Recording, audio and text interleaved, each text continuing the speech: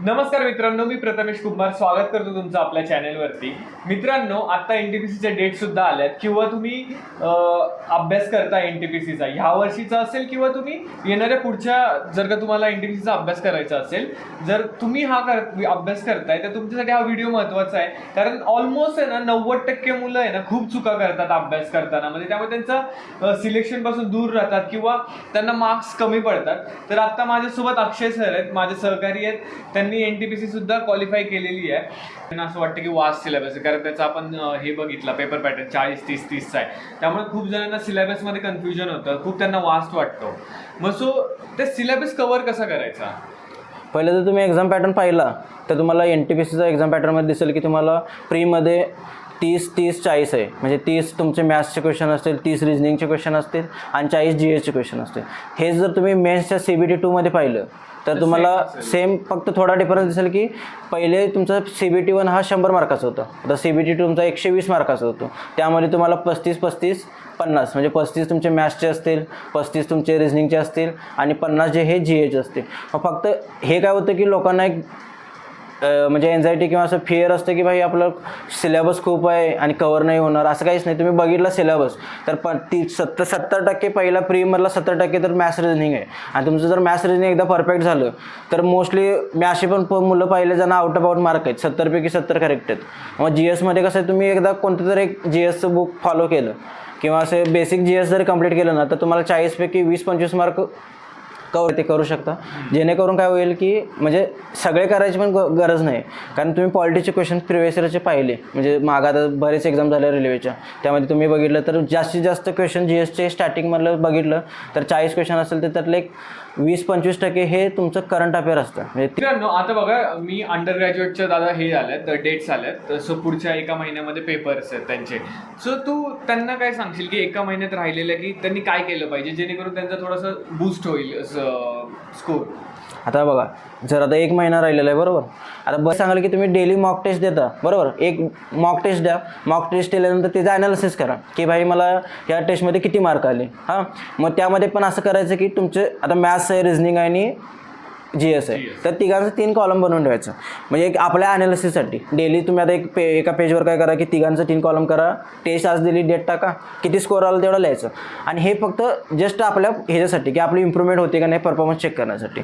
आणि हे तुम्ही काय करायचं की आता मॅथ्सचे क्वेश्चन आहेत, किती क्वेश्चन बरोबर आहे टॉपिक वाईज बघायचे. म्हणजे आता तुम्ही ज्यावेळी ॲनालिसिस करता त्यावेळी इथं लिहायचं पर्सेंटेज, रेशिओ, ओके. मग त्यानंतर बघा पर्सेंटेज पहिला क्वेश्चन होतं, बरोबर आला ना टिक करा, जर रॉंग झाला रॉंग करा. मग ह्याच्यामध्ये तुम्ही फक्त त्याची ॲक्युरेसी पर्सेंटेज वाईज कॅल्क्युलेट करा की भाई मला पर्सेंटेजमध्ये किती पर्सेंटाईल आले, म्हणजे किती पर्सेंटेज माझे करेक्ट आले. ह्यानं तुम्हाला लक्षात येईल की भाई हा सब्जेक्ट माझा लईच वीक आहे, त्याला खूपच 60% कमी येते, तर मला त्याची रिवाईज करायची गरज आहे. हां, ज्याला तुम्हाला 70-80च्या वर येतात पर्सेंटेज, मग त्याचे तुमचे कन्सेप्ट क्लिअर आहेत, मग त्याला जास्त रिव्हिजन देण्याची वेळ नाही.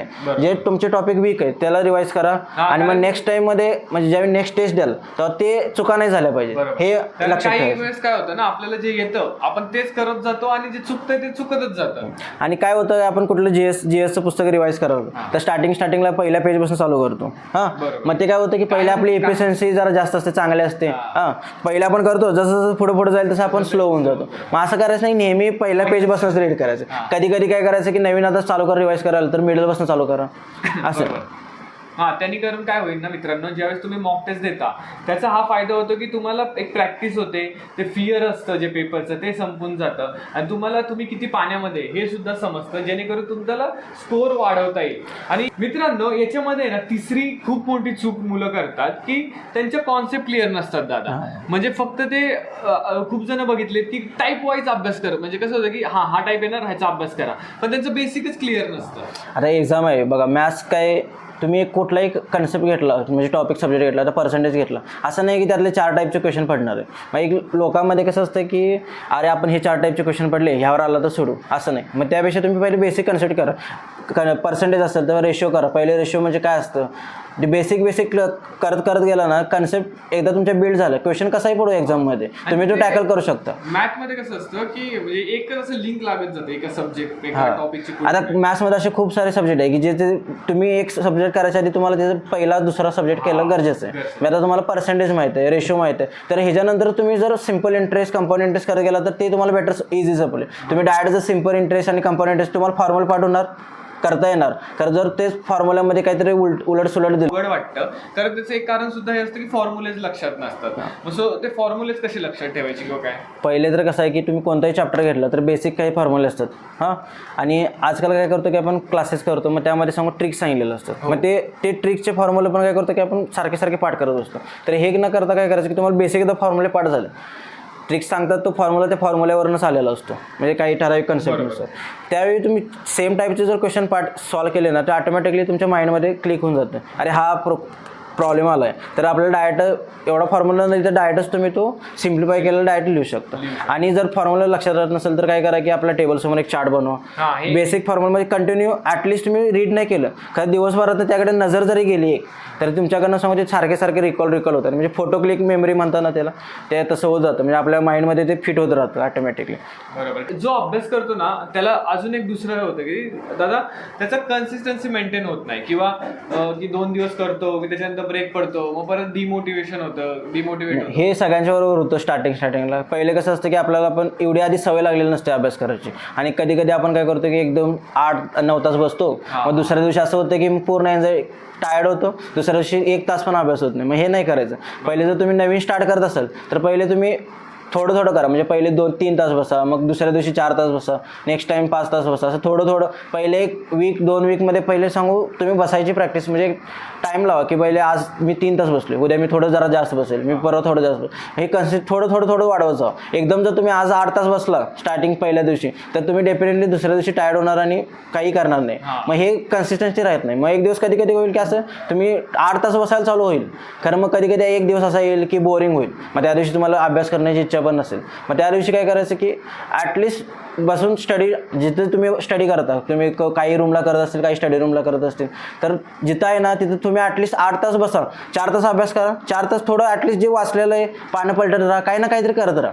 खरं डेली ठरलेल्या टाईमनुसार अभ्यास करत राहा. हां, मग तेच मी, कारण ना काय होतं ना, लक्षात घ्या, जर का तुमची कन्सिस्टन्सी मेंटेन नसेल ना तर तुम्ही पुढे जाऊ, आता समजा तुम्ही आठवडाभर केला आणि परत तुम्ही 2-4 दिवस केला नाही अभ्यास, तर काय होतं ते आठवड्यात केलेला आपण विसरतो, मग ते रिवाईज करायला परत आपल्याला 1 दिवस द्यावा लागतो. दादा ह्याच्यामध्ये अजून एक असतं की आपण जेव्हा अभ्यास करत असतो ना त्यावेळेस थोडंसं ओव्हर थिंकिंग, स्ट्रेस या गोष्टी होतात. कारण आता ओव्हर थिंकिंग आणि हे होतच राहतं, म्हणजे असं वाटतं की कधी असं, म्हणजे तुमचा स्कोर येत असेल चांगला, एक दिवस कधी तर खूपच खराब स्कोर येईल, म्हणजे डिमोटिवेट व्हायचं नाही. कारण तुम्ही मागं स्वतःचा परफॉर्मन्स पहा, तुम्ही कंटिन्युअसली तुम्ही इम्प्रूव्हमेंट करत असाल तर एक दिवस खराब स्कोर आल्याने काही चेंज नाही होत, कारण प्रत्येकाच दिवस नेहमी चांगला नसतो. आणि ते एवढा त्याचा विचार न करता काय करायचं की फक्त आपण चुका बघायची की आपण चुका काय केलं, आणि असं टार्गेट ठेवा की भाई आज मी मॉक टेस्ट दिली तर मी आज मला समजा 40 मार्क आले. आज आता कॉम्पिटिशनमध्ये तर तुम्ही कुठंच नाही, तर याचा अर्थ नाही की तुम्ही हारला तर नाही, तुम्ही तर आता स्टार्ट केलेलं. तुम्ही असं टार्गेट ठेवा की आज भाई मला 40 आले, उद्या मला 2 मार्क वाढवायचे, एक्स्ट्रा घ्यायचे, 42 करा, पुढच्या वेळी 44 करा. आज थोडं म्हणजे 2-2, 4-4 मार्क जर वाढवत गेला ना, ॲट द एंड, आता 1 महिना आहे, 1 महिन्यामध्ये तुमची खूप सारी इम्प्रूव्हमेंट होईल, आणि ॲट द एंड तुम्ही जर चेक केलं तर तुमचं स्कोर पण 70-80च्या वर जाईल. जास्त आला किंवा माझं कमी आलं की मला डिमोटिवेट होतं, ते साहजिकच होणं आहे, पण ते एवढं मॅटर करत नाही. ते डिमोटिवेट नाही होतं, तुम्ही ते असं कॉम्पिटेटिव्ह आहे ना पहा भाई, जर स्कोर आला चांगला, म्हणजे हां हेल्दी कॉम्पिटिशन. जेवढं तुम्ही निगेटिव्ह विचार कराल ना तेवढा आपल्यावर निगेटिव्ह इफेक्ट पडतो. तुम्ही जितकं पॉझिटिव्ह विचार करा, भाई माझा आज 50 होता, उद्या मला 60 करायचं आहे, आपण दुसऱ्याशी कम्पेअर नाही करा, स्वतःशी कम्पेअर करा, की कारण तो त्याच्या माइंडने खेळते, तुम्ही तुमच्या माइंडने खेळताय, बरोबर.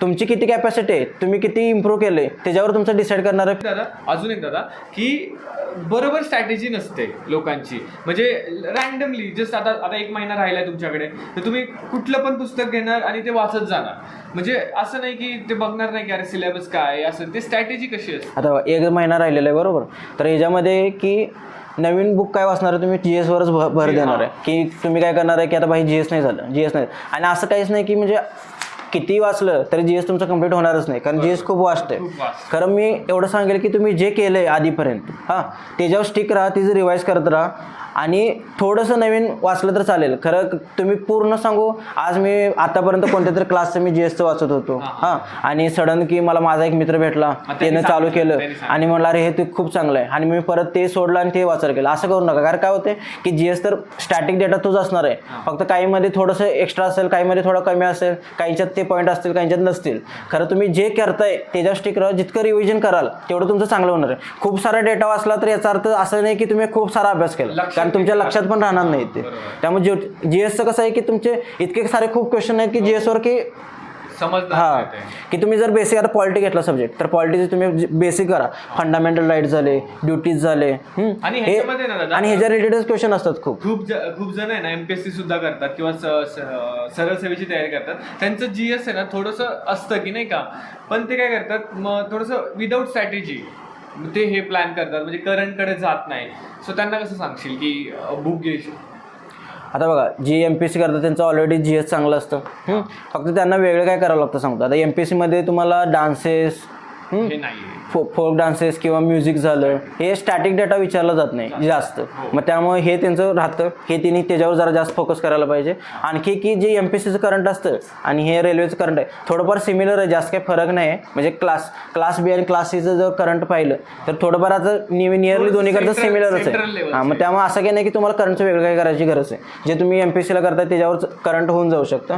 आणि फक्त एवढंच आहे की एमपीएससीचं कसं होतं की मॅथ्सचं रिझनिंगचा जास्त पार्ट नसतो, त्यामुळे थोडंसं तिकडं लक्ष देत नाही. त्यांनी जास्त करून सांगू मॅथ्स रिझनिंगची प्रॅक्टिस जरा जास्त वाढवावी, म्हणजे त्यांचं कसं की जीएसला मार्क येतीलच, मॅथ्स रिझनिंगला पण चांगले स्कोर. म्हणजे मी तुम्हाला सांगतो की माझ्यासोबत असं आहे उदाहरण की ते एमपीएससी करत होते, त्यांनी फॉर्म भरला इकडे, पण जीएस खूप चांगले, पण मॅथ रिझनिंगने त्यांनी मार्क खाल्ला आणि मग त्यामुळे त्यांचं सिलेक्शन झालं नाही. मग त्यामुळे त्यांना मी हे सांगत असतो की तुम्ही मॅथ रिझनिंग सुद्धा केलं पाहिजे. आणि मॅथ्स रिझनिंग कसं आहे की मॅथ्सपेक्षा रिझनिंग तर खूप इझी राहतं, त्यामुळे सर्वच रिझनिंगवर तुम्ही पूर्ण परफेक्ट होल्ड आणू शकता. आणि मग मॅथ्सचे जे आहेत कदाचित सर्वांनाच मॅथ्स सगळं जमतं असं नाही, मग ज्यांना जे काही एखादा दुसरा टॉपिक जास्त हार्ड असेल तर तुम्ही त्याला थोडं करा, बाकीचे टॉपिक आहेत मॅथ्सचे ते सगळे कंप्लीट करून म्हणजे होल्ड ठेवा त्यावर. बरोबर. तर मित्रांनो, आता तुमचा एक महिन्यामध्ये किंवा ग्रॅज्युएटचा अजून 2-3 महिन्यामध्ये पेपर असेल, तर तुम्ही ह्या दिवसामध्ये काय केलं पाहिजे त्यासाठी आम्ही हा व्हिडिओ बनवत होतो. तुम्हाला थँक्यू अक्षय की अक्षय सरांनी एमपीएससी सुद्धा क्वालिफाय केली आहे. सो थँक्यू अक्षय सर की तुम्ही आम्हाला वेळ दिला. तर मित्रांनो, यापुढचे व्हिडिओ तुम्हाला कसे हवेत, कोणत्या सब्जेक्ट म्हणजे कोणत्या टॉपिकच्या रिलेटेड व्हिडिओज हवेत ते तुम्ही मला नक्की सांगा. आणि तुम्हाला कमेंटमध्ये मला हे सांगा की तुम्हाला कशाबद्दल म्हणजे कुठला प्रॉब्लेम येतोय स्टडी करताना किंवा जनरल असेल, सो मी त्याच्यावरून व्हिडिओ बनवू शकतो. थँक्यू मित्रांनो, पुन्हा एकदा भेटूया आपण नवीन